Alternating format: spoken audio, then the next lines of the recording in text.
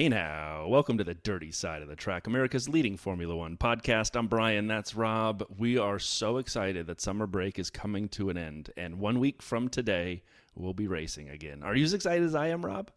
Oh, I am. We are. It's almost done. We've almost made it through the summer break, and we've got a preview today, which just feels like I'd even forgotten how we do race previews because I was like, what do we do?" So yes, really looking forward to it. We've got a bit of a bumper crop of like stuff today, really, haven't we? We've got like the news and Yeah. social kind of yielded quite a lot this week. You've gone absolutely mad. The video vault is basically bulging at the seams. I'm surprised the door hasn't popped up with the amount of content you found. Then we're going to do as we head back into the second season, we're going to remind everybody of the stats to date. We got a mid-season super stat edition from yourself there, Brian, and then a Zandvoort preview. Race preview! Rowie Keek, I am so excited that we are back.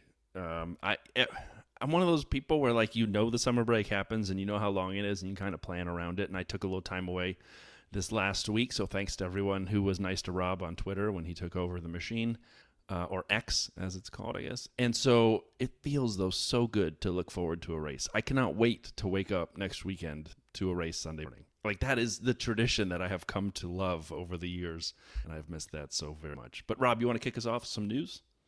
Yeah, and it's all over the map this week. We've got some serious stuff, we've got some banter, we've got some rumor mill stuff. I'm not sure enough rumor mill for the helicopter sound effect, but we'll see. So first thing, this is in no particular order. It's almost as it kind of came into our field of vision this week. Zach Brown says that if there were two Sergios at Red Bull, the title fight would be wide open. Now, part of that at first, it got served up, I think, quite clickbaity because Right. it's a quite a big hit on Sergio, really. But actually, as I kind of dug into it, it's kind of like, how much is Max taking what is an amazing car and then taking his skill and just being like an unbeatable partnership? Perfect blend of man and machine. Take him out of the equation and put another Sergio esque type driver in there. And he's saying, well, we are beating Sergio. Quite a lot of the teams are beating Sergio. So the regs have closed things up. We've just got this anomaly of an amazing combination of driver and car over there. If you shut your eyes to that, do the Austin Powers at the end of the film in the after credits, ignore me doing this. Um, and he's kind of right. What did you make of it? I actually think he's right. I mean, how many times have we made Checo our pits driver, Yeah. even when he comes through the field on a Sunday, but he messed it up on quali, or he, dropped it in the sprint race, or there were 5 qualies in a row where he didn't make it to Q3, and Max was pole. So yeah, as much as Zach Brown can get me kind of riled up, he seems like a little bit like a used car salesman, and I'm using that in the derogatory way at times. His hair slicked back and slaps the roof. What can I do to get you in this Pontiac today? I think he's probably right. Don't I you? think he probably, yeah. I think Max is so far clear of the field that then when you couple him with the great car, it's just inevitable what's happening right now, and he's just brilliant. And there is quite a drop off for Sergio, and again, I don't even think. I mean, it'd be interesting if it wasn't Sergio, if it was someone of a capability of a Lewis or an Alonso was in that Red Bull, they'd probably be clear of the field as well. But yeah, I mean, it's not going to have change anything. It's not No. like the FIA or Formula One are going, oh, what a great idea. Let's Max take the rest of the season off. let's We clone want some let's clone excitement. Checo, and we're gonna put him in both cars. I just No, bring no. De Vries back and put him in the car. Oh boy. Um, oh dear, sorry. Right now the pendulum swings to the other end of the silly spectrum. Uh, Massa. Well, I think I've written this wrong. I've said his starting legal action. I dug into a bit more. I think it's the pre-legal action, sending a letter, pre-filing or whatever it is. But anyway, 2008 Crashgate. We covered it a while back because this came up and we both It called it a did. nothing burger, but We it's thought come it was back. stupid. I still Yeah, think it's dumb. same here. Um, I don't understand. I don't understand what he's going to go after because and I could be wrong. I think the regs kind of say that what should happen would be that Renault and Alonso, the team, would be disqualified from the results. And if that happens, well, guess what? He still doesn't win the title because it wasn't those. He retired from that race when the fuel didn't he mess up? I don't know if he retired or he finished way down because on one of the pit stops he pulled away and he still had his fuel hose attached and went towing his fuel hose down the pit lane and that completely ruined his race. So I don't know. I think they must be going after the grounds that they think they could get the whole race discounted for that season. And then if you take those points away, then Massa becomes champion. But oh my God, is that a reach? 15 years later, man. In my mind, the beauty of sport is that it's adjudicated on the court, field, pitch, whatever you want to call it, track. You don't do it in court 15 years later. It just, I don't know. You know what? Did he get a little bit hosed? Yeah. Welcome to real life. And so, moving on. Speaking of people who got hosed, let's talk about the W Series for a second. Rob and I are obviously very excited about the Academy. We've talked about it. We have favorite drivers. But let's go back in time for a little bit to the W Series. And we actually were covering it last year when they ran out of capital and had to end the series early. Jamie Chadwick obviously dominated. Well, now, as they're going through bankruptcy or administration or whatever we're calling it here now, they're finding out the debtors to whom the W Series owes money. And number one is Formula One, which is about £1.5 million pounds. However, number 2 and number 3 on the list are Whisper and Velocity Experience, which are owed about £700,000 and about £1 million. And if you put them together, it's bigger than the F1 liability. And both of those companies are started, founded, and part owned by David Coulthard. What is that? And I know we mentioned the Discord a couple times. It's in the show notes on the platform you're listening to, so check it out if you want to join us. It's also on our website, www.dirtysideofthetrack.com.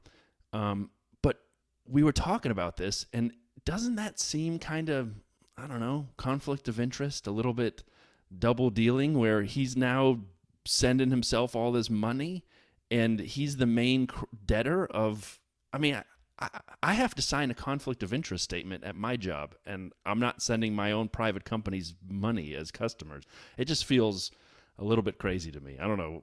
Am I making something out of nothing here? Or I don't know. It feels like one of those, like, has all the information come to light? Because on face value, from what you've got here, it's like, this seems to stink a little bit, but surely DC and his big jaw couldn't get into that much trouble, surely, right? Let's hope. Let's hope there's a lot more info that we know about. And then on a great note, on one of my favorite notes of the week, Jenny Gao, who's covered F1 for a long time and as a lot of you may know, in the offseason had a stroke and has been away from Formula One as she recovers. She announced just, I think, we're recording this on Sunday proper like we normally do. This was just a day or so ago. But she's going to be returning to the Dutch GP. It sounds as though she'll be back on the radio, and I think that's tremendous. And she said, "Please, give me a little break, a little space. I'm still a work in progress." More power to her, and I think this is my favorite story of the week. And I hope she continues to make those steps she wants and gets to where she wants to be. But that is awesome. Yeah, 100%, 100%. Wow. By the way, did you realize that all the teams are getting together and are already comparing the results of their engines for 2026 already? Because they must be. Because this is a rumor mill. Do you need the chopper for a minute, Rob? Oh, yeah, go on. I've never been in the room. I've never been above the rumor mill. Yay! Rob reporting above the rumor mill. Right. Helmut Marko says that Red Bull's 2026 engine is miles ahead of Ferrari and Audi. His exact quote was, "We are miles ahead of Audi, we are miles ahead of Ferrari, and Mercedes is roughly on the same level." And then he goes on to say some details of what they will have by when. But I'm like, we barely seem to be able to see that the teams really understand each other's flaws when we're like 6 races into a season. Here we are, and he's already able to say, in 2026, is this just them because there's all this big rumor that Red Bull have been trying to kind of change some of the regs for 2026 because they're worried that they're a brand new engine manufacturer and they're not really going to have anything ready in time. So this feels like I'm going to throw some distraction technique over there to go, oh, yeah, we're amazing. Oh, yeah, we are so far ahead, it's untrue. I mean, I don't even know, to be honest, where I found this quote. It wasn't like the brightest, lightest part of the internet. It was a little dark and shady, if you will. But, and I just wanted to like this because it's the Red Bull Ford powertrain 2026. So we got Ford with their new Mustang just announced. I don't know if you saw this. That's coming out in like 2025, $300,000. Isn't that an electric one, though? Good lord, that's a lot of money for a Mustang. But it's an electric Mustang, isn't it? Yeah, it's going to be on par, supposedly, with Ferraris and Lamborghinis. But I know, and I know this goes in the face of sustainability. But what I want to see is F1, the technology in F1 push forward amazing sustainable fuel, so that things like Mustangs can still run loud and proud on fuel, which is sustainable. I don't, necessarily want to burn the planet, but the idea of an electric Mustang just feels wrong. I mean, if I had my druthers, and I should, I'd love to see, like you said, find sustainability everywhere else, and then bring back the V10s. Just do You everything could. you can You just so you could run the V10s, You, please. I mean, There if they has to can be a get the way. technology to a state where it could be properly sustainable fuel, then why not? Because it doesn't matter Why not? anymore, right? Yeah, exactly. So, Yeah. yeah. One more kind of downer of a story. Just I was gonna let this one go. Rob and I normally pass on things like this, but there was a line at the bottom I got to hit. So Williams has a little situation going on in court. Claudia Schwartz, a former marketing executive of Williams, launched a humongous lawsuit in the U.S. over claims that she was forced out of the team. I'm not going to go into the reasons necessarily. It's, again, a little salacious. Williams has countersued, claiming she used company credit card for luxury expenses of her own. And then at the bottom, former team principal, and now this is from the author, not a quote. Former team principal Yost Capito's role remains unclear in this, but it's likely, according to this person who I can't even quote because I cut them off, I'm sorry, likely to be what caused his exit at the end of 22. Now, he did leave kind of fast, and I was sort Yeah. of surprised. So that's the only reason. I'm not reading any of the other crazy things in here that are crazy. I'm just saying, I wonder, there's a little bit of smoke. A little bit, not too much. We'll keep our eyes peeled here on the dirty side, on the on the smoke from this story, and report back if there's anything. But let's assume it's nothing as a group, all the dirty siders, until we come back with more. However, there's enough smoke to talk about it. And then I got to say this real quick. So social stuff. This was one of my favorite pieces. So many drivers on so many vacations, having so much fun on holiday, doing their thing. Charles Leclerc, my guy, puts a picture of his paddleboard out there, of him pulling his paddleboard, and he says, and he's wearing a life jacket, and it is the world's smallest life jacket. It is a life jacket made for a Children. 10-year-old, at least. And he's got it strapped because he wants to be, Johnny Good Guy in the thing. And the first comment is his. And he goes, yes, the life jacket is way too small. It is so small. What is he doing? Just take it off, man. Just no one's going to care. You're on shore. You're in knee-deep water. Take off the world's smallest life jacket. I don't know why this tickled me so much, but this is something stupid like I would do. Oh man!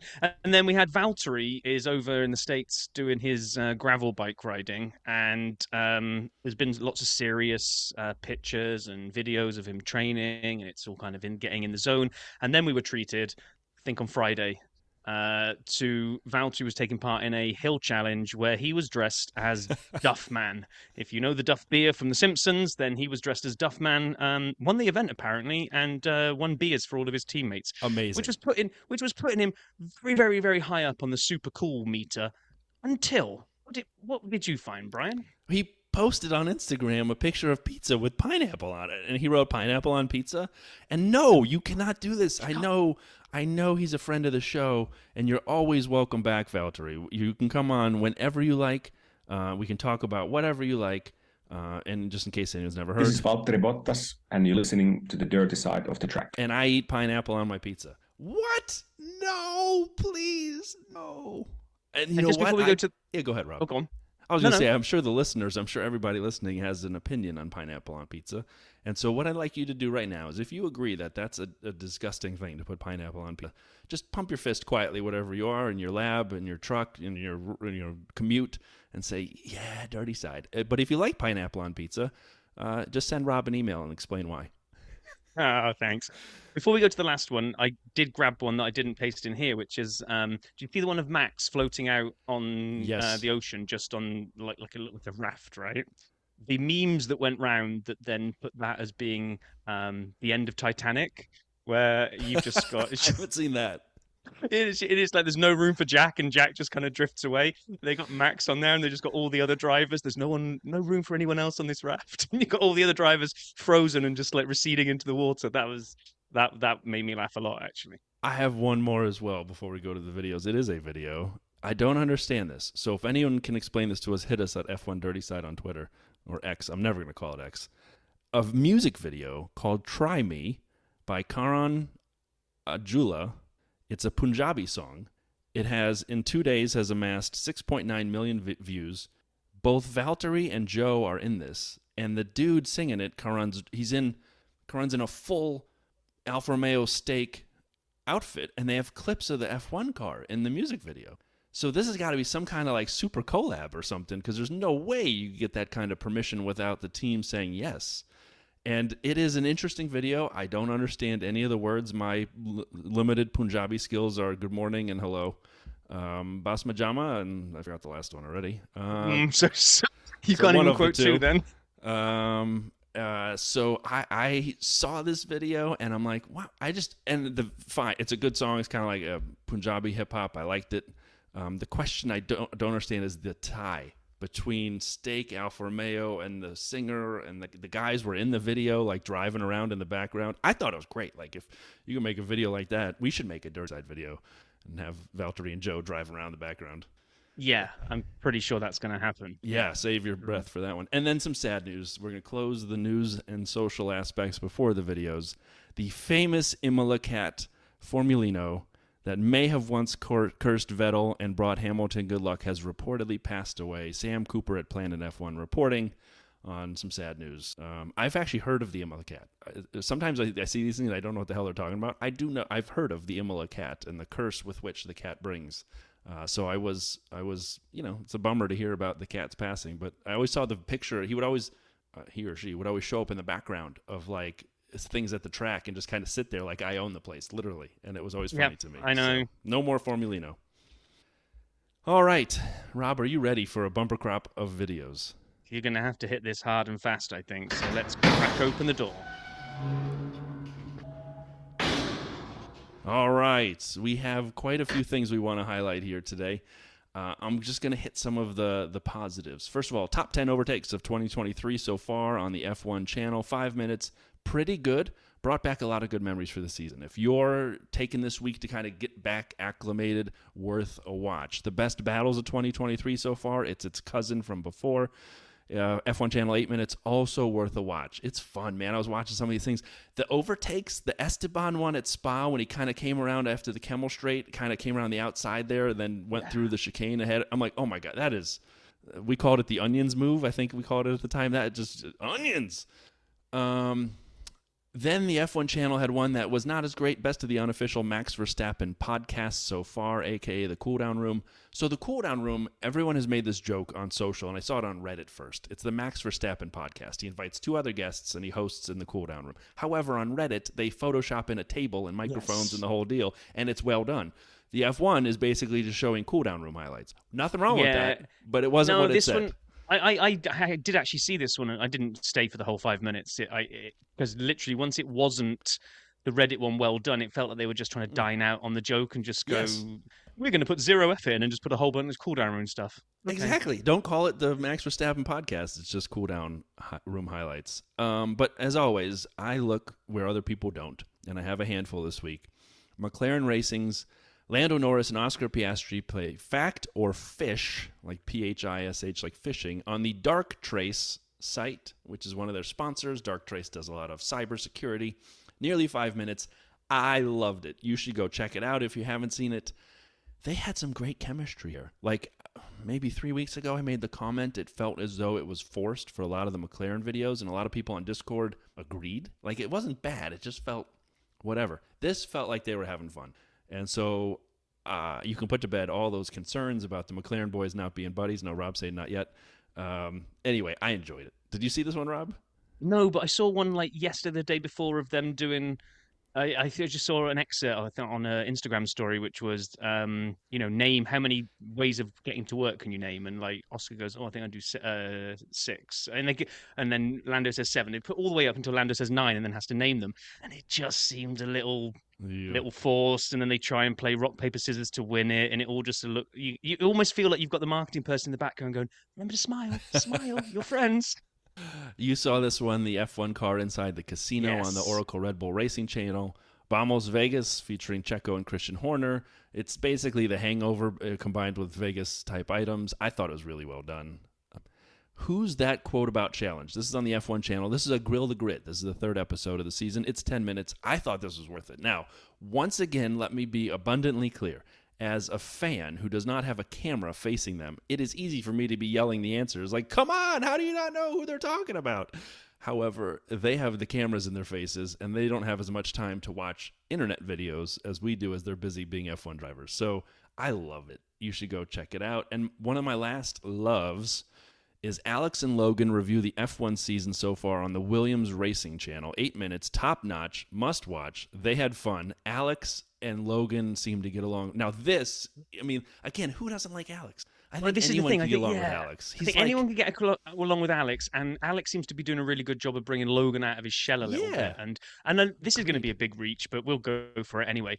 I just wonder if that's also good teammate skills, that if he can get Logan feeling a little bit less rigid, a bit more kind of part of the team, having fun, can Logan relax a bit more and maybe go after it a little bit more in the second half of the season? Because he's not tanked and been awful. He's not set the world alight either, but I'm really starting to feel in the last few Williams videos that have come out that he's feeling a bit more, I don't know, like he belongs. Part of the team. That sounds a bit weird, but yeah. Because Alex is the man, like you say. I think he is. A couple from Alpine, just worth knowing about. Wow, Explain the Gram with Pierre Gasly. He goes through Instagram photos through his entire Instagram history that are picked for him. I enjoyed it. There are other drivers that are involved in some, and so you learn about other people, especially Charles Leclerc, who used to tote around a box of broken PlayStation controllers because he'd throw them against the wall. So Charles has a little competitive side, apparently. 2 hands on the wheel, hot laps with Esteban and Martin Brundle. So this was kind of done a couple different ways. This is the one on the Alpine channel. It's 6 minutes. It's from Silverstone. They joke about track limits. Martin Brundle jokes, Esteban, track limits, track limits. He goes, I don't know what you're talking about. I mean, like, I thought that was really good. There were other cars on track, and there was a Mercedes AMG GT that went by them like they weren't moving. Now, they were in an Alpine A110, but I don't know who was driving that Mercedes, if it's only F1 drivers or retired F1 drivers or whatever, but somebody just put the whooping onto Esteban. Now, I recognize an A110 Alpine is not the same as a GT, but I thought that was funny. And then 2 minutes, the Sauber channel, the emoji challenge with Valtteri and Joe. You got to watch for the Valtteri emoji combo when they tried to make Bottas, and it's great. So anyway, that I would highlight that. Rob, I got 4 more. I'll hit quickly. Anything you want to add at this point while I take a breath? No, come on. I'm just getting ready to shut the door here, but go on, keep going. McLaren channel, Andrea Stella answers the most searched Google questions about him. Team principal, Andrea Stella. They said, where are you from? He goes, where am I from? I'm like, he's Italy. He's from Italy. You can hear it. He didn't even answer the question. He's from Italy. But so he has an aerospace engineering degree and a PhD in aerodynamics. He is Dr. Stella from now on, because he literally is, and we're addressing him inappropriately and incorrectly. The F1 channel, F1 animated the 2023 season so far, 2 minutes. I've watched all of these over the years. This is the best one they've ever done. This is so good. Talk about it, because you and I loved it. You loved it. Lee loved it. Others on the Discord loved it. Talk about it, Rob, because it was the best 2 minutes they made in a while. I don't spoil it, but it's essentially out of context animation with team radio, really, isn't it? That's the best way I can say it. They take what is a very mundane piece of radio, but they come up with a different context that could have in the form of an animation, and it's. I don't want to say it without spoiling some of the jokes, because I love this. I've probably watched it 2 or 3 times because I just think I like this genius type of outside the box kind of humor. It's a little bit Lollipop Man. It's a little bit like I love the bad lip reading NFL stuff. I mean, it's just it's different type of humor. Notch. So yeah, they did well. And the last 2, the C Squared, I mentioned these 2 last week that we'd get them. The 2023 C Squared Challenge, Marshmallow Spaghetti Towers on the Ferrari channel. It's nearly 4 minutes. Charles and Carlos have to build towers out of raw spaghetti and marshmallows, and they keep breaking things. And Charles is literally the kid from class who cheers for himself the whole time. Come on, Charles. Come on. You can do this, Charles. Come on. Like throughout the whole thing. The highlight, and I'm going to spoil it a little, but just go watch it, is when Carlos breaks a piece of spaghetti, and he goes, I am stupid. I am stupid. I'm like, oh my God, did that... I mean, like, I recoiled. I'm like, what's Charles going to say? And I don't know if they cut it or edited it, but I love that. Carlos, you smooth operator, you just won me over all over again. And the final one, as I said, I go where no one else goes for you. The Castrol Edge Challenge on the Castrol USA channel. RFK Racing and BWP Alpine F1 go head-to-head in the pits. It's 4 minutes. It's been out for a week and a half, over 10 days. 584 total views. Not thousands. Wow. 584.0. I was the 584th. The Sap Man is here for it. It's the Alpine boys, Brad Keselowski and his teammate Chris something or other. I watched enough NASCAR to know Brad Keselowski very well. I don't know his teammate. They do tire changes, and the average time wins. You can totally skip the video along with the other 4 million people who have watched it, but I'm just telling you, if you have an Alpine thing going and you want to see this, check it out. And now we shall close the door to the world's largest video vault.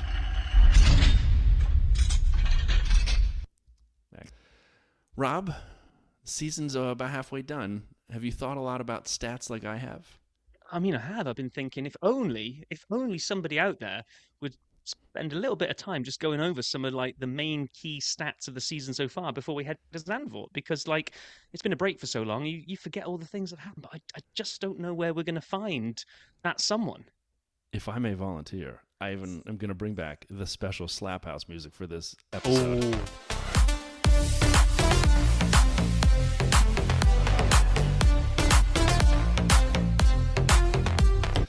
SAP Stats midseason 2023. Here we come back to the racing edition. All right.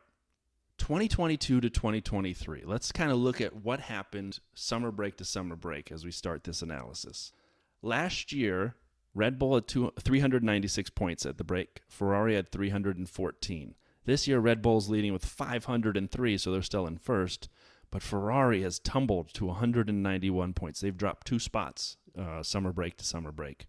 And you can find others. Alpine's down 2 spots. They had 93 points in 4th last year. They're 6th with 57. Alfa Romeo had 51 points at the break last year. Now they're down in 9th with 9 points, so they've dropped 3 spots. But the reason I highlight this is clearly the Aston Martin rocket ship that for the first half of the first half, or as is also known, a quarter, they did an excellent job. They were up 6 spots. They'd had 19 points. 19 at the break last year. This year they have 196. So I know we've been kind of hard on them, and Mike Crack and the car hasn't kept up with other developments of other teams. Huge jump for Aston Martin. And it's the largest nominal points jump, 177 points higher. And Ferrari has the largest nominal points drop. So sorry, Aston Martin highest gain, 177. Ferrari biggest drop, 123. However, here's the part that really tickles me. Year over year, the third biggest points move is an increase, and it's Red Bull. 107 more points year over year, as I said, 396 to 503. They have the third highest point delta from summer break one year to summer break the next. Aston Martin's is an up. We know that. It makes sense. Ferrari's is a down. You know that as a fan. But Red Bull is doing so much better than even last year. The one that really hit me when I looked at these is I was looking at the spread. Like, to be what Alfa Romeo were at 51 in the middle of the pack last year, and Alpine are at 57, so that's comparable. But this year now, next up is McLaren 103, and McLaren were 89 last year. So there's more points that have been spread around because they're all fighting each other, taking points off each other, which now means Mercedes at 247, Red Bull at 503. It's more than double the points. Whereas you look at last year, at least the number started with the same number. 396 for Red Bull, 314 for Ferrari. It was still a big delta, but at least it was in the same zip code. It is just insane. It is not even, you're a good point, not even the same zip code, Red Bull to Mercedes in second. Great point. And then I did mention this, but I found some actual math behind it. We had 12 races to start the season. We have 10 left in the second half, so it's not quite half. Strong math. So look at this. First 6, Aston Martin had 120 points. They had 76 in the last 6 races. So I kept saying it felt like they came out fast and then petered off. Well, there's the actual proof behind it. 120 of their 196 points or 296 points were 196 points. I had it right the first time. Let me try that again. 120 of the 196 points were accumulated in the first 6 races of the season. The second 6, only 76. They had one of the largest drops in terms of points from first 6 to last 6 of the beginning of the year. Everyone else is pretty much on par, with the exception of McLaren, who had a large jump. So interesting to kind of see what comes in the second half. And then finally, the last thing I'd kind of give from a team perspective on the first half, and this one, again, maybe it's because I'm a nerd, this tickled my fancy. Do you know how many technical DNFs Red Bull has had this season? They haven't had a single DNF this season. Correct. Technical nor accident. They've all finished. How- So zero engine failures. Zero problems from the car, and zero technical DNFs. Who else has that Honda powertrain? AlphaTauri. How many technical DNFs have they had this season? Zero. Oh, zero, yeah. So as you look across engine suppliers and you look at the different teams, you'll find Renault's had 2, and they're the only people running the Renault. You've seen Ferrari with Haas has 2, Ferrari has 1. I'm just talking technical DNFs at this point. Joe had 1 for Alfa Romeo. You can look at Mercedes. We've had Williams has had a bunch of problems. They've had 3 technical DNFs. Aston Martin had 1, McLaren had 1, and Mercedes had 2. But Red Bull, running 2 teams, has had 0 technical DNFs. That is something that's, in my mind, kind of interesting. Yeah, it is. The only thing missing from this stat, so I do need to send you back into your research lab, is I'd be really interested because we've said that this really feels this year like we're not seeing many DNFs. So you don't have the 2022 view of this, do you? I do not. Take a sip of your Coke and then answer. That's fine. I still do not. So I don't know if it's I imagine this is a lot less than last year. Accidents are accidents. You can't really do much about that. That's just kind of in the lap of the gods. But the technicals was 13 across the entire grid for the first half of the season. It just feels much lower than last year. But we'll probably find the stat was it was 12 last year, and we were like, oh, it's only one. It is. When I did the analysis on total DNFs and laps not run, but we would have to update that. When we look at drivers so far, obviously podiums. Let's talk who's been on the podium, who's been near the top. Max has 12 of 12. I don't know if you guys listening at home are aware of this. He's pretty good this year. And then we see Checo, we see Fernando, we see Lewis, we see Charles with 3. So, you know what? I'd been so down on Ferrari, I'd forgotten. He had 3 podiums. It's not terrible. Back up a sec. Wait one second. Until you think Lando has 2. And they're all basically in the last couple races. But keep going. Go back. True, but we've been down on like right at the beginning of this. We said, oh, if there were 2 Checos in the Red Bull, they'd be rubbish. But who's second on the list for the most podiums this year behind Max? 7 podiums. And Fernando has what, 5? 6. He has 6 podiums. 5 or 6, or something like that. So 6. Again, he's not a bad driver, and he's getting the results, but we just keep comparing him to that. Probably we shouldn't. Is it uncomparable, incomparable, whatever that word is that you should use when then you shouldn't compare people to Max. Agreed. I don't think. But I agree. I agree as well. But the last note on podiums so far is it's nice to see Esteban up there. His Monaco podium, if you remember that, when he really put something together, he has 1. The other driver with 1, and I'm sorry, like this is a telling stat, is George. He has 1 podium. How does Lewis have 4 podiums when last year Lewis was washed, right? When George out-qualified him, and we'll get into a little bit of qualifying here in a second. I don't think George is acquitting himself super well so far in the first half, if I'm being just off the top of my head honest. Okay, couple more things here on individual drivers. This one I thought was interesting. I'm borrowing this from Formula Racers. Laps spent outside the top 10 so far. The person I mean, you are really scraping the barrel for stats now. Is a good one though. Go, give me the stats and then tell me why it matters. Fernando Alonso has spent 1 lap outside of the top 10 in the entirety of the season. That is consistency and quality. He may not have a car to always be competing at the top, but he doesn't fall out of the top 10. Verstappen... But isn't this all a little bit arbitrary that depending on what your pit stop strategy is, and if you take a pit stop early on in a lot of cars and you lose position, you'll be outside the top 10, but then you'll gain them all back again when they all pit. For a few laps, depending on when you pit. Exactly. So... But this is more than pit stop strategy. This is where you qualify, how you race, how long you are if you pit early going for undercuts. Ultimately, it matters where you finish, really, doesn't it? Who cares how many laps you spend outside the top 10? Well, I think you'll notice a correlation here. Alonso 1, Verstappen 7, Hamilton 18. That's a total of 26 total laps for those guys outside of the top 10. The next closest is Carlos Sainz with 33, and then George at 65 and so on. So you'll always know they'll be battling at the top. And if you actually break it down a little further, F1_charts, Max has spent 567 laps in first. By far the most of anybody in any position. Yeah, go ahead.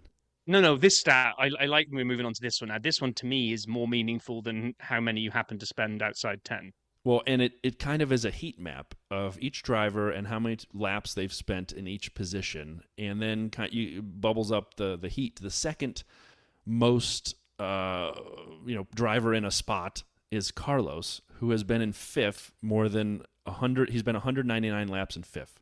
So Are we calling that the witness protection zone? A little bit, right? Because we rarely see, and then George has the highest average above him in sixth in driver standings. He's in eighth, 155 laps most of the time. So you can kind of tell where each driver resides. The thing I found interesting, Rob, is not Max's complete and total domination in first. I mean, again, 567 for Max in one position. Yep. The next is 199, okay? So that's how much Max has dominated. However, Checo, the most laps he's been in any position is first. What? 127 laps in first, 111 in second, but and then also a smattering beyond that. Yeah, but also when you look at this, he's almost the one with the biggest spread as well, because a lot of people have got theirs condensed in, like, if I normally finish fifth, then I've got some that I've spent in fourth, right. some that I spent in sixth, and so you can see this little heat map. I like this graph; it's really good. But Perez has gone and got like a solid line across the top where he's dabbled in every position apart from 20th by the looks of things. Yeah, he's spent 18 laps in 19th. Yeah, I mean, you have to go down. Ocon has spent less laps in 19th. I know. If you really wanted a graph that in one foul swoop shows Max's domination and Sergio's inconsistency, it's kind of this one. Because same machinery, yet one of them can spend 567 laps at the front. The other one is getting his money's worth and spending some time in every position on the grid. Oh, it's hilarious. Insane. It is. And as I mentioned, the three drivers, Hamilton, Alonso, and Verstappen, they're the only drivers to score points in every Grand Prix this season. Which I thought was interesting. And the last kind of individual set of stats is qualifying battles. Rob, you and I have spent a lot of time talking about teammate battles and quali, and who comes out on top. And there are four drivers who, in the 12 races, 4 drivers who have double-digit qualifying battle wins, meaning 10 or 11 times of the 10, 11, or 12 times of the 12 races, they've won. It's easy for me to say. I was going to say that you probably didn't even need to explain what that meant. I did. There are 4, and I was shocked that we had 4 large disparities like this. One of them, well, 2 of them make a ton of sense. Alex Albon, 12-0. I don't know if that's a surprise because we all think Alex is outperforming the car, making it do things it really can't do, and Logan's a rookie and has had some nice moves and some, glimmers of the future, but I just haven't seen it all yet. So I wasn't shocked at a 12-0. I would be shocked if that goes 22-0 for the season, if Logan doesn't find one quality to outdo Alex. Max, 10-2 on Checo. He's one of the other 4 with double digits on his teammate. Again, not a surprise, especially with Checo's failings for 5 races in a row to get to Q3. But then Lando, 10-2 on Oscar. I was a little surprised by that. Another rookie, so... Yeah, rookie, good point. And Oscar feels like he's really coming on as the cars come alive. There's one... Oh, no, go on, do the last one, and I'll tell you the one that's missing. Okay, I'm going to do this one, and I need you to give me an answer on this. Fernando, 10-2 on Lance. Yeah. Lance Stroll, the third best driver on the grid, according to Rob J. Vale in week 3. And when... by the way, when were those 2 that he beat him? I don't know. I don't have that. Beginning of the season. Were they? So I'm so grateful that when we did that thing with the 5th wheel, and I got roasted for my saying that he was the third best driver on the grid. I'm so glad I clarified it and said at this time. Pretty sure that give it a few races and that won't be the case anymore. And boy, is that not the case anymore. Right. So he went early, and was taking it to Fernando, and then has kind of like checked out and gone, oh well. So those are the 4 been double terrible. digits. The one that's missing from the double digits, I think, Yeah. is Yuki to Nick De Vries. It's 8-2, and then they cut De Vries. Right. I'm telling you, if De Vries had been in for those other 2, Yuki takes those, and that would have been another 10-2, I think. I'm surprised it's 8-2. I'm surprised it's not 10-0. True. Being completely honest. And then, but Yuki and Danny Rick are 1-1, just for the record, as we look at to finish out Alpha Tauri. And just to close out for anyone's benefit, Charles 8-4 on Carlos, Lewis 7-5 on George. The Alpine boys, Pierre and Esteban, tied at 6. It's a good thing they fired Otmar before he figured out how to turn that thing around. They're doing well. Why'd they fire him? I don't know. Does I need anyone else talking at this point? Apparently not. Nico, 9-3 on K-Mag. We've talked about Nico's qualifying and how he's making himself a miss. 9-3, that one was a surprise to me. And the last one, Valtteri 8-4 on Joe. So Valtteri's doing a great job in a car that often doesn't have enough gas. Oh, did I say that out loud? And so the last thing, and this is really deep dive into nerdery, and in my mind, we'll do this kind of fast because this one's so far into the nerds. This is so nerdish. I was looking at this and going, if I thought the laps outside the top 10 was a stretch of a stat, this one, I mean, it's I a was stat. looking for a special sound effect, and I can't find it because this one is so far into the weeds. But here we go. What if we took all of the sectors in qualifying? Every racetrack has 3 sectors, and so now we have 12 races with 3 sectors each, 36 sectors. How did the teammates do sector by sector in qualifying? We are into the tall grass, my friend. And so I read through this, and I'm looking at it, and really, quite honestly, there were only 2 things I wanted to highlight here.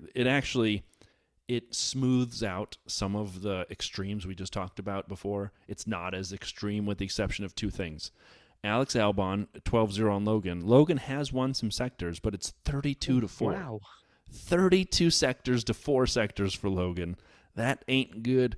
And then Fernando, 31-5 on Lance. That, in my mind, is wild because Lance somehow still got outqualified Fernando twice, but did it on the strength of only having 5 better sectors over the course of the whole year. So, I imagine the 5 better sectors were probably in the 2 times. I'm assuming as well. One was probably all 3, and one was probably 2 of the 3. That was wild to me. Wild. Can we move on from this one? Done. Just a couple quick things on Max. So let's talk a little about Max for a second.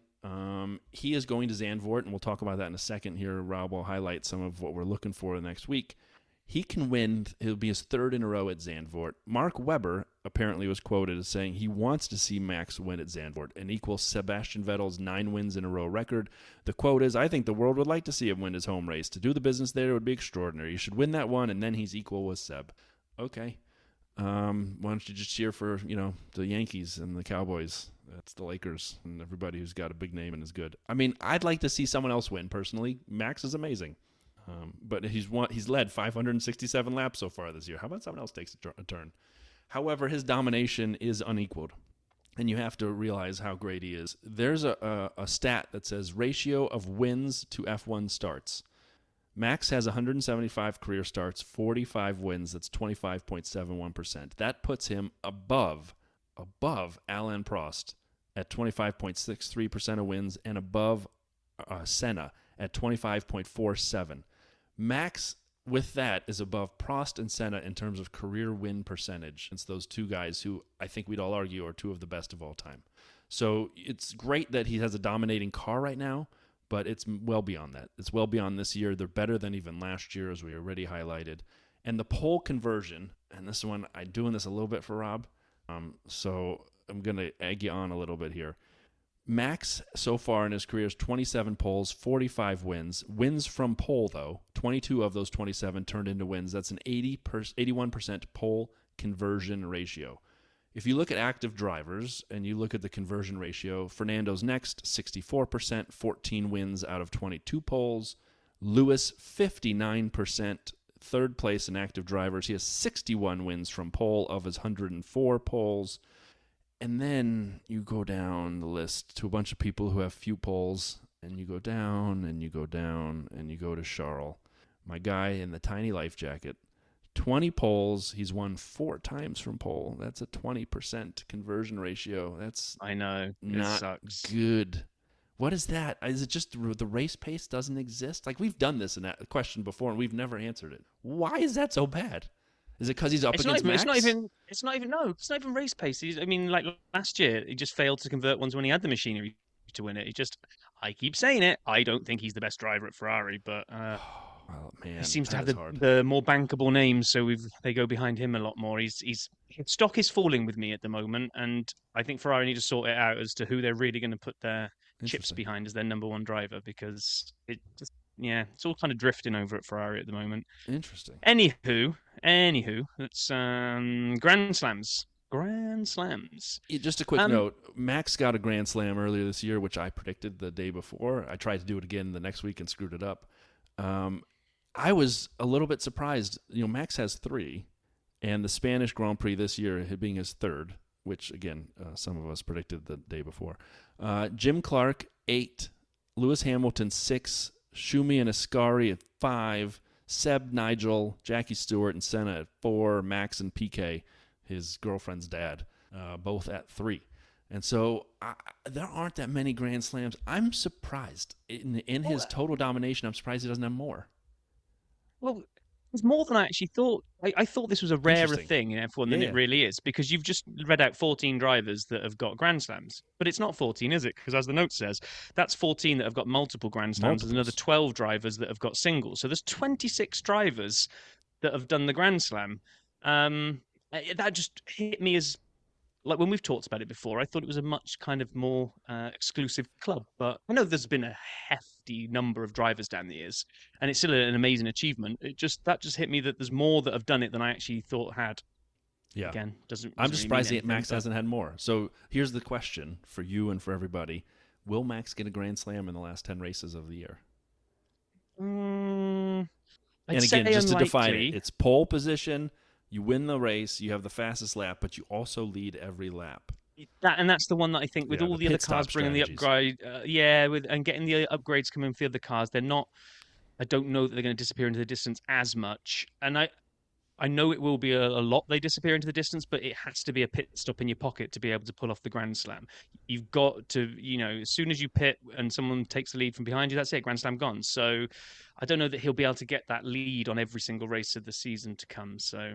Well, with that bumper crop of SAP stats, unless you have one, Rob, I'm going to close SAP stats for the first time ever with the closing music. It was so big. You all right with that? Go on. We have closed the mid-season SAP stats. One thing quickly about fantasy. And first off, much mistaken. If you're listening, we said this 2 weeks ago, you won the first half. You are entitled to a T-shirt, sir or madam. So please reach out to us, dirtysideofthetrack@gmail.com. Much mistaken. In first place in the first half. I look forward to the second half of fantasy. We are launching something called the Survivor, the F1 Survivor. It'll be plugged all over the Twitter sphere starting Monday. And what this is basically you pick 2 drivers. They both have to finish the race so that it's a valid comparison. Take it easy, Rob. And so one will win and one will lose. You tell me who's going to win. You tell me who's going to lose. And if you're right, you move on to the next race. However, you cannot reuse a driver. So once you've used them, they're out of your selection pool, and you have to move on to 2 new drivers. There are 10 races left. You'll need a total of 20 drivers, 2 for each race. It just so happens there are 10 teams with 2 drivers each, so the math is chef's kiss perfection. We can make it all the way through Abu Dhabi. So what we need to do, and how we're going to do this is for Grand Prix only, not for sprints. I need your picks before quali starts, because when quali's done, you'll have a more informed decision, and we're trying to do this based on not waiting the minute before the race starts. So go to the Discord. Join us on the Discord server. There's a section for the F1 Survivor game. I will be giving updates there. You can send me direct messages on Discord with your picks, as long as they're in by quali, and I will manage the effort. If you don't want to join the Discord because it's too technologically intense for you, feel free to email us, dirtysideofthetrack@gmail.com. Put the word Survivor in there with your team name, your name, whatever, some kind of identifier, and I will manage these things, and we will talk about them on a week-to-week basis. The winner gets a T-shirt. I'm looking forward to that. I think it's going to throw up some little kind of fun little strategies. Like, do you start top of the shop to the worst and then limit it all the way down so that you've got like the Right. 9th and 10th best drivers by the last race, or do you try to kind of keep some something in your back pocket for later? I think it will come down to a race on race as to which track makes which sense to pick which drivers. So I'm looking forward to it. It's going to be I am fun. too. I'm also looking forward to your head exploding running the spreadsheet, but that's going to be cool as well. Great. It'll be great. I just, I'm also trying to figure out, do you plan in advance? Do you come up with, the first 4 or 5, kind of where you think you have a good spread from who you think's going to win to who you think they'll beat? And so do you have those set up, and do you kind of go through the standings? Like, yeah, all right, Max on Charles, and then do you pick the next one, Sergio on, Carlos, and so forth, and kind of go through the order, and then hope you don't get to the midfield and have, because now that spread is a little bit tighter. So there's a lot of ways to do this. I think that's kind of what I just said, but that's all good. You're excited I could go as Max well. on Logan if I want to guarantee week 1. Well, could you? Because we're heading to Zandvoort, Woo! and yes, so race week will be upon us again. I get to do the little race week poster. I'm looking forward to it. Get to break my crayons out and do another one of those. It's been on the calendar for a long time. However, me personally, I know of it about as much as probably a lot of people do listening, which is the last 2 years, because it started off in 1950. It went all the way through with a couple of emissions through to 85, and then it was cut from the calendar. So I was 10 in 85. I hadn't really started getting into F1. So I've never really experienced Zandvoort like a lot of older fans will have done. It's up on the north coast of the Netherlands, which is where we get lots of sand, which then suddenly hit me that why have I never made this dad joke before that we should call it Sandfort?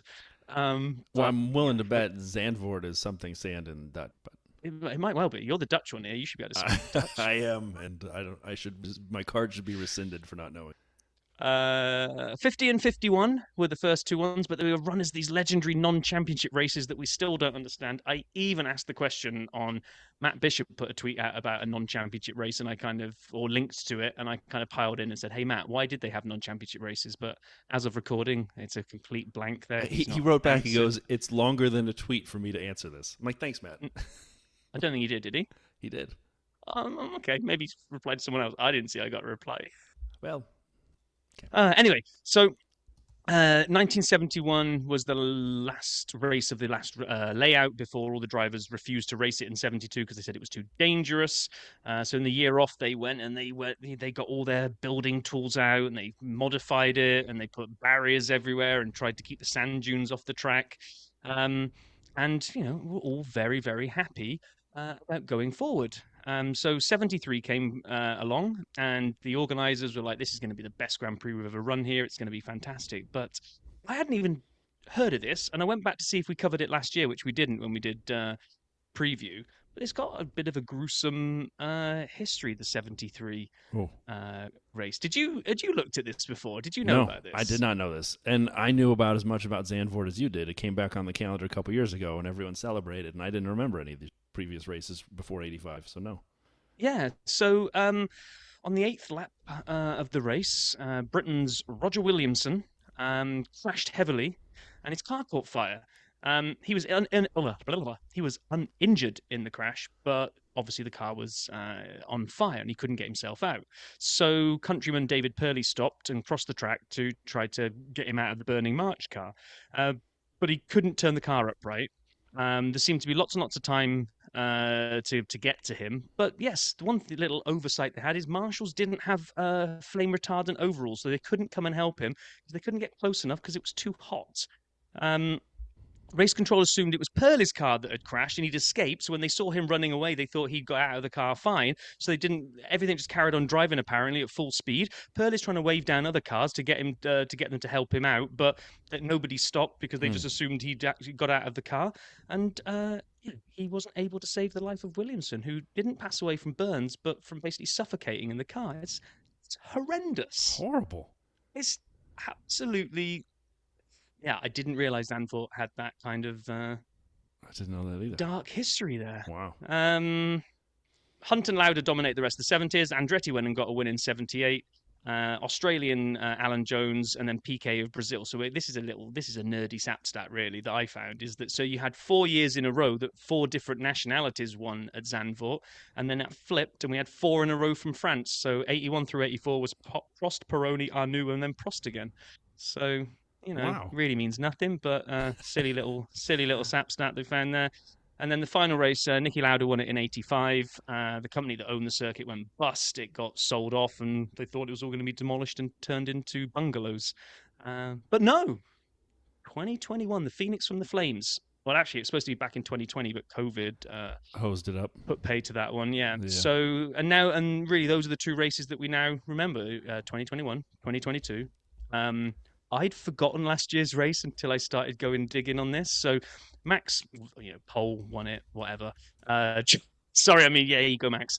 George and Charles rounded out the podium, but good old Sainz had an amazing day. Um, he came in for a pit stop. Do you remember this when his tires weren't ready? I do And then remember this. they left the wheel gun in the pit lane, and Perez ran over the wheel gun. They got penalised for that. And he came in from being in, I don't know where he was, fourth or fifth, or really, really like being competitive, and he came out 11th. And then later on, they got another unsafe release, and he had another 5 seconds, which ultimately destroyed. I mean, Carlos had quite the day. Now I do remember. This was also the Yuki one, right? Where he had like the Yes. the weird Yuki issue where he pulled over on track, loosened his seatbelt Went to because he get thought he out. was done, and they're like, "No, the car's okay." So he drives into the pits.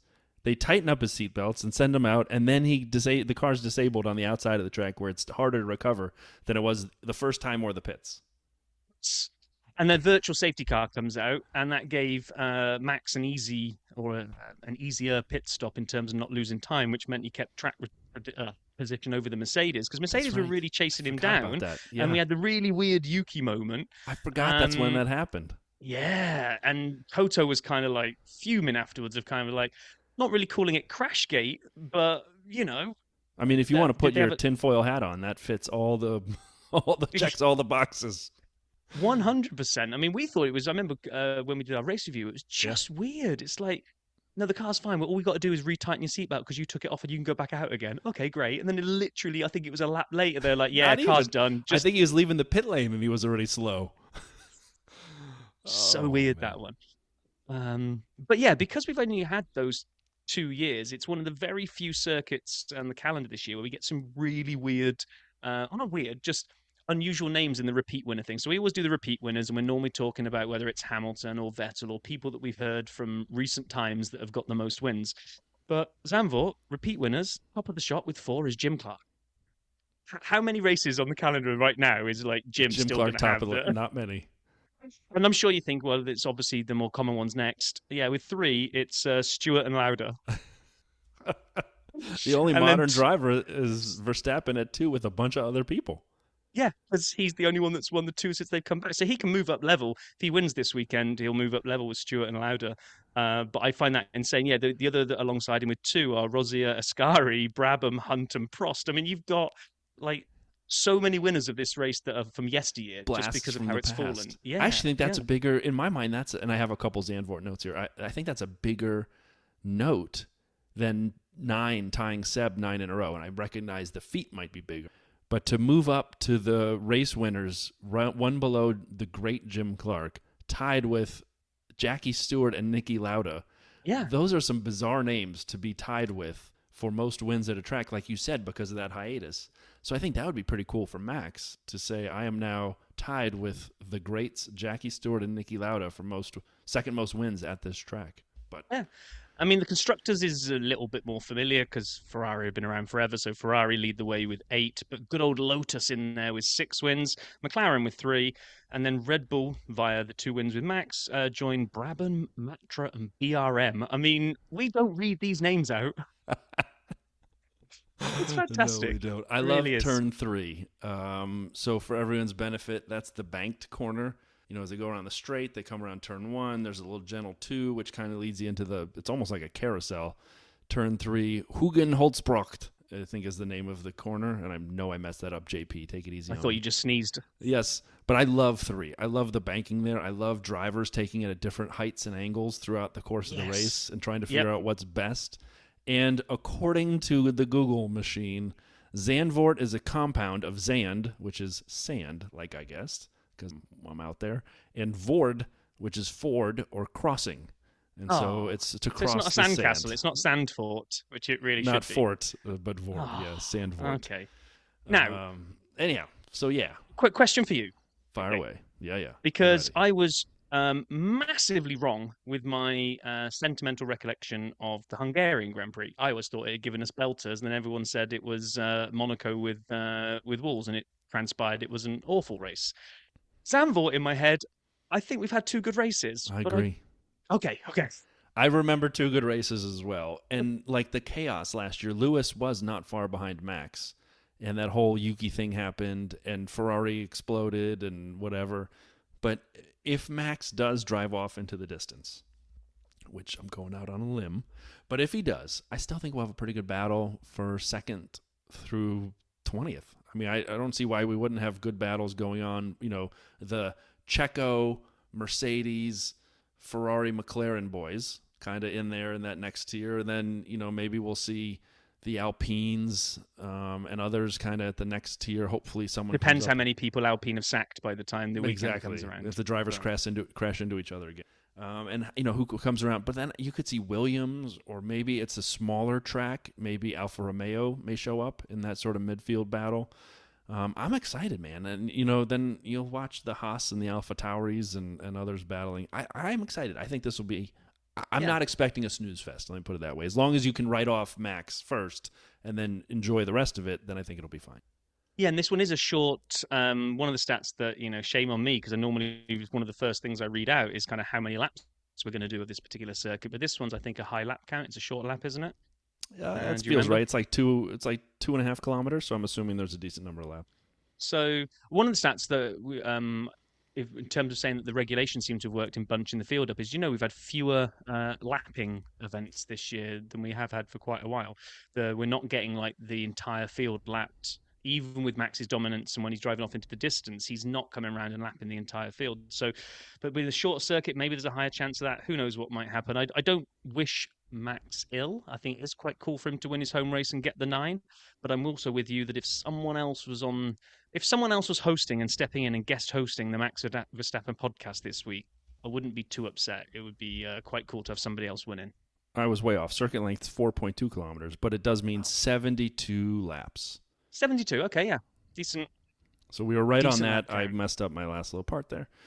Yeah, I am looking forward to it. So, Rob, as we close, last thing of the pod before we get back to real life of races happening, who do you have on the podium? The way too early, unscientific podium prediction. Okay. Oh, okay. Let's come back with a silly one. And let us say winner. I'm going to go, right, Max DNFs, okay? We're going to throw that out there. So there's a Max DNF for whatever reason. And people that benefit this and come scooping in is it's going to be Lewis, Lando, George, British podium. Lewis, Lando, George. There you go. George. All right. LLG. I'm going to take one of those No, you can guys. do a good one now. Yeah, here's the real one. I feel like I'm playing a round of golf, shotgun, or scramble, or whatever the hell it is when you get to hit one ball, and if it's good, then everyone else goes to town. Well, we did the reverse. I'm going to say Max first, top step of the podium. I'm going out on a limb there. And then because the track is shorter and go-kart-like, if you will, to some extent, and it reminds me of Hungary, I'm going to put my Hungary hat back on, and I'm going to put Lando in second. In that McLaren, which, you know, they shouldn't have like erased all of the upgrades that they had the last few races. So I'm hoping that still exists. I know other teams are bringing other stuff. So we both agree is Lando second. Lando, that's my shared guy. And then I'm gonna think with my heart and not my head. And Charles Leclerc, third step of the podium, Ferrari.